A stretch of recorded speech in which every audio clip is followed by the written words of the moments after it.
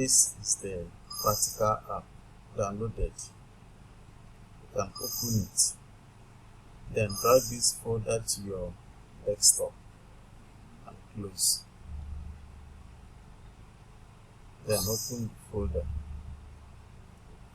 Right click and install this as administrator. Install practical. Just click install. Install electronic software register. Next, type in your name, your address or phone number.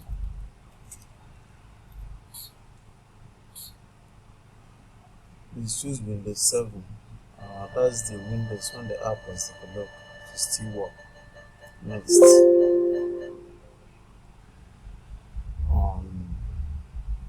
so that is it. You can close. Now this is the practical app. The video on how to use the app is already here when you launch the app.